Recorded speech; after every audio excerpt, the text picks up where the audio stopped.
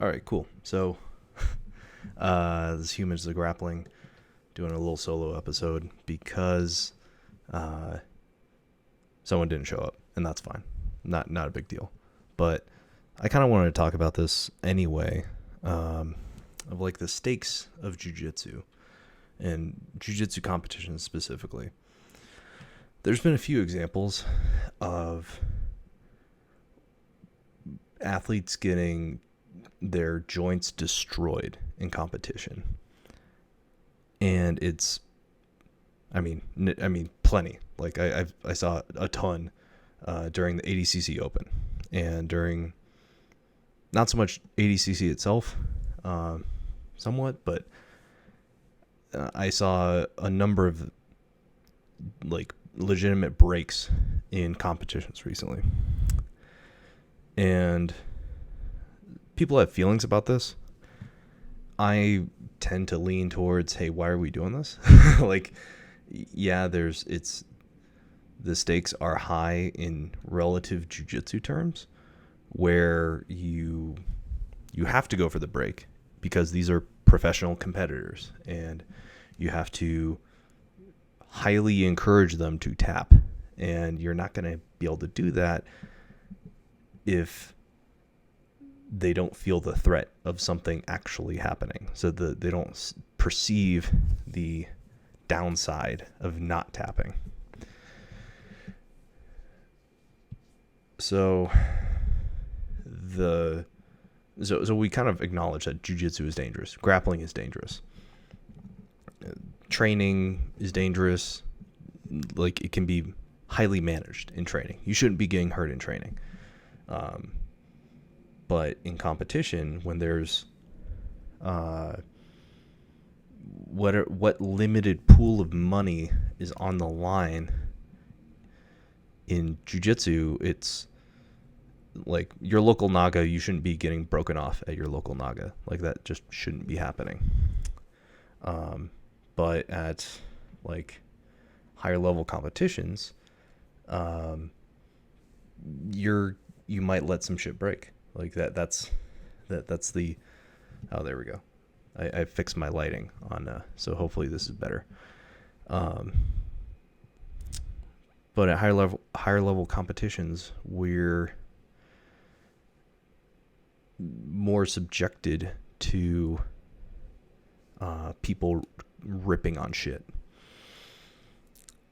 and because the reward is so great, or relatively great in jiu-jitsu terms, right?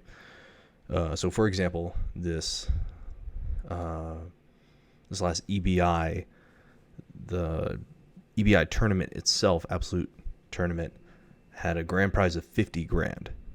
So that's a good amount of money, but only one person is getting that. It's a strange winner take all aspect of the sport. Actually, let me just double check that really quickly before I start like talking out my ass. EBI 50K.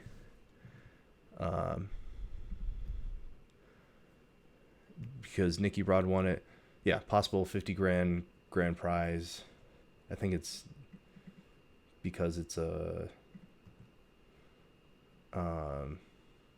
if you like submit everyone. Anyways, so let's call it 50 grand to the winner, for example.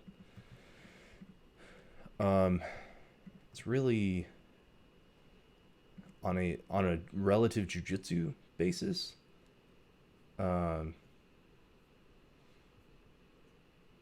It's, yeah, a lot of money, but on a real person basis, like, sorry to say, on a working professional basis, anybody with or without a degree is probably making with a degree, with a college, say 4-year college degree, you're making at minimum 50 grand, like working a 9-to-5 job.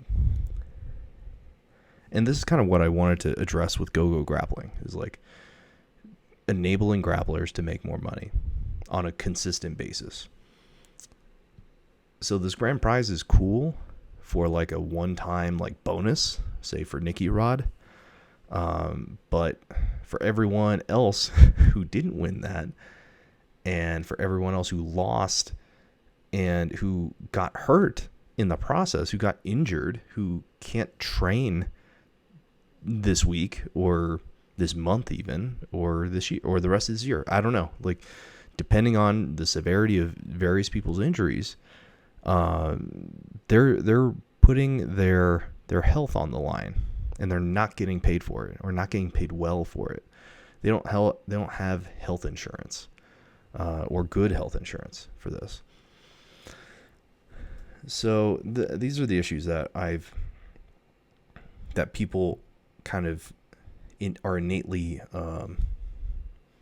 have feelings about, right? Like when you crank on a submission in competition, yes, we are consenting to strangling each other and then tapping out when there's a submission hold applied, or the shit breaks. There's a difference between that and then, I don't know. It feels like there's a difference between getting a submission and slowly applying it, and then like eliciting the tap from a slow controlled method, like say an arm bar. You can see the arm bar coming from a mile away. You know it's going to happen. You know it's your elbow is across their hip, and then you have like half a second to defend. And where you're caught, you can kind of you can acknowledge that really quickly, and usually before anything breaks. But and say the recovery time for an elbow is a few weeks to a couple of months. Like I still have a bad elbow from April, for example, or late March. So it's probably not going to be the same elbow, but this is kind of the assumption that we're running with as professional, quote unquote, professional grapplers who don't really get paid. Like I kind of consider myself like I'm taking on these stakes when I compete in these higher level tournaments, like ADCC trials. These are the stakes, or EBI qualifiers. These are the stakes for a chance. So I compete in the EBI qualifier for a chance to get into the tournament that has the money. Like that qualifier tournament had no money, but it was for a chance to make money. So this is the problem that I have, is dudes are willing to put their bodies online and not get paid for it when they should have a little bit more self-respect. Like, I don't know. Like I have a great job and health insurance. Like that's my, I am fine if I get injured in this like semi-professional hobby of mine. I will be fine. My livelihood is not threatened if I blow my knee out tomorrow.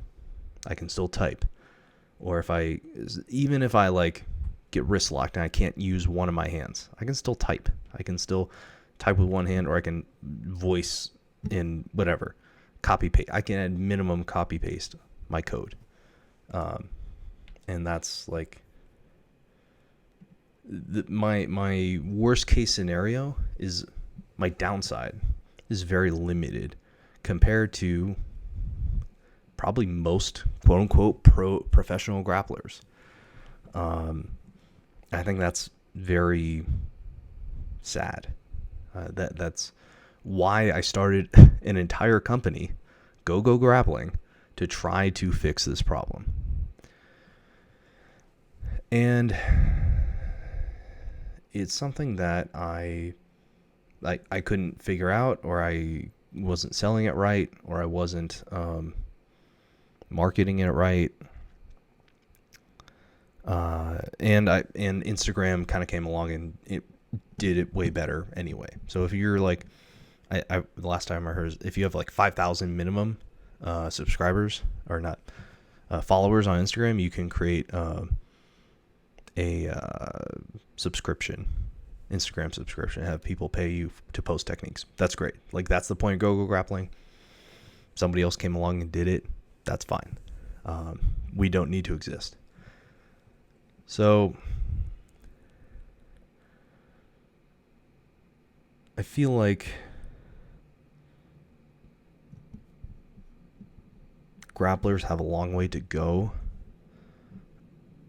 to get the bargaining power to demand more pay. And yeah, there's quote unquote no money in grappling.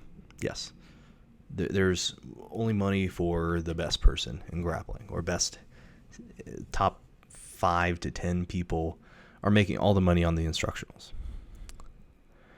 But after that, it's like, hey, look, like so not to get super political theory here, but there's different classes involved here, right? There's the capitalists of the fanatics variety, people who own, or the promoters who own the means of making people famous, the shows, right? The tournaments, the cards, the streaming, all that is owned by like people who are way more wealthier than you and are run by boring 9-to-5ers like me. And then there's the grapplers who are like who are putting their bodies on the line, and they have no protection, like zero protection for anything, right? So tournaments don't offer health insurance. Tournaments don't offer to fix you up if you get broken off during their tournament. Like, you sign a waiver saying, hey, like, I could die and nobody can like hold this tournament liable, right? Even for the professional ones, like, nobody takes care of the athletes after the tournament, as far as I know, or at least at the tournaments that I've been to. So we, as the professional grapplers, have a choice. We can be crabs in a bucket, pulling each other down, trying to get out only to get boiled, right? Would get picked out and get boiled alive. Or, like, the analogy is like crabs try to climb over each other to get to the top of the bucket, right? And they pull each other down because they don't want others beating them in the hierarchy. Or, yes, we can prove who's better, but let's like take care of each other along the way. There's a choice. There's a choice to, when you have a submission, you have a choice to break something or not. Or maybe you don't even make the choice. You make the choice before you get the submission, and then you just instantly apply it and obliterate somebody's soft tissue in their joint, in their knee or in their elbow, their shoulder, forever. You can just not even think about it. You don't even think twice about it.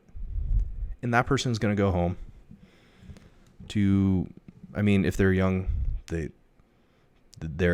bed on the floor, their handful of clothes in a drawer somewhere, and they're limited access to food. They don't have great quality food like to eat. Their ramen or their pizza or their whatever. They don't have a ton of like protein to go around. And yeah, you may have won a match, but you've altered somebody's life forever. And yes, like, it's a combat sport. You should protect yourself at all times. I'm not saying that we nerf the sport at all.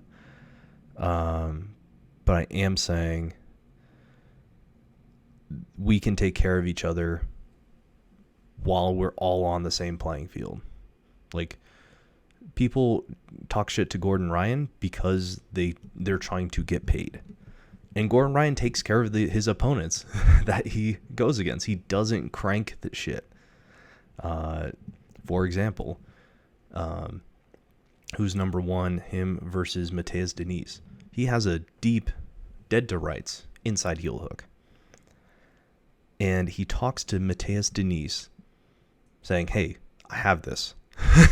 to whatever he said. I don't know what exactly it is, but he like gives Mateus the chance to tap. And while that's like not the sexy thing of like forcing somebody to writhe in pain, that's not the thing that, you know, fans want to see. Blood and guts, and like, you know, they just want to see people get fucked up, right? That's the spectacle. But we as competitors should attempt in some way to take care of each other, because we're all on the same team, right? It's ultimately the competitors who put on the show for the promoters, not the other way around. The promoters can have whatever show, but if no competitors show up, they don't have a show, right? So not to get like, yes, eventually you do want to be the best. Don't get me wrong. I'm not saying we all should like get participation trophies or anything like that.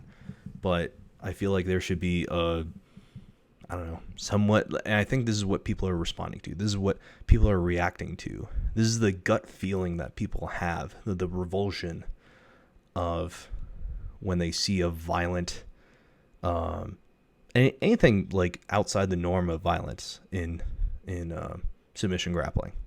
Anything that like makes you go, ooh, well, how is that legal? Or like how, like, not just joint locks, but like certain slams people have questions about. And yeah, it's like we should aim for longevity. Like, everyone makes more money if there's more grapplers.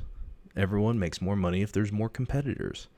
Yes, you individually want to rise to the top and be the best in whatever weight class you are, and achieve whatever goals you have in ADCC and whatnot, or EVI, whatever it is. But you have a choice to take care of. You generally have a choice to take care of someone as you're winning, right? Like you should have enough control over that person to determine whether they get hurt or not. I